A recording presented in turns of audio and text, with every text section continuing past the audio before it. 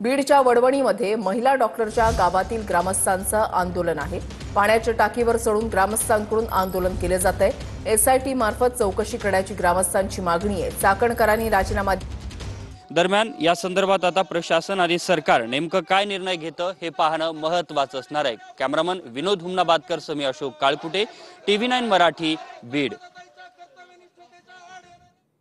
बीडच्या वडवणीमध्ये महिला डॉक्टरच्या गावातील ग्रामस्थांचं पाण्याच्या टाकीवर चढून हे आंदोलन जे आहे ते केलं जात आहे। ग्रामस्थ जे आहेत ते आक्रमक झालेले आहेत। एसआयटी मार्फत चौकशी केली जावी अशी प्रमुख मागणी आहे आणि चाकणकरांनी राजीनामा देऊन जाहीर माफी मागावी अशी मागणी ग्रामस्थांकडून केली जाते।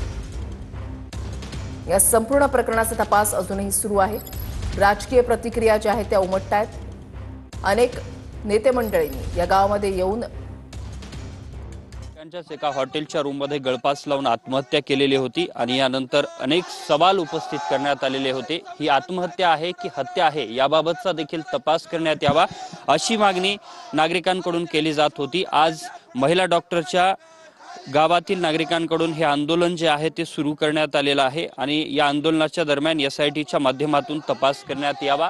याचबरोबर महिला आयोगाच्या अध्यक्षांनी जी पत्रकार परिषद घेतलेली होती त्या अनुषंगाने त्यांनी माफी मागावी आणि एसआयटीच्या माध्यमातून हा तपास करून जे इतर आरोपी आहेत त्यांना देखील अटक करण्यात यावी आणि आरोपींना फाशी होईल अशा पद्धतीने तपास करण्यात यावा अशा प्रकारची मागणी आजच्या या आंदोलनाच्या माध्यमातून केली जात आहे। दुसऱ्या बाजूला राज्याचे मुख्यमंत्री आणि गृहमंत्री देवेंद्र फडणवीस यांच्याबरोबरच उपमुख्यमंत्री आणि बीड जिल्ह्याचे पालकमंत्री अजित पवार यांच्या विरोधात देखील या ठिकाणी आंदोलनाच्या दरम्यान घोषणाबाजी होत असल्याचं सध्या आपल्याला पाहायला मिळतंय आणि वडवणी तालुक्यातल्या महिला डॉक्टरच्या गावामध्ये हे सध्या पाण्याच्या टाकीवर चढून काही नागरिकांकडून आंदोलन सुरू असल्याचं पाहायला मिळतंय। दरम्यान प्रशासकीय यंत्रणा देखील या ठिकाणी दाखल झाली असून आरोग्य विभागाचे कर्मचारी देखील या गावामध्ये पोहोचलेले आहेत।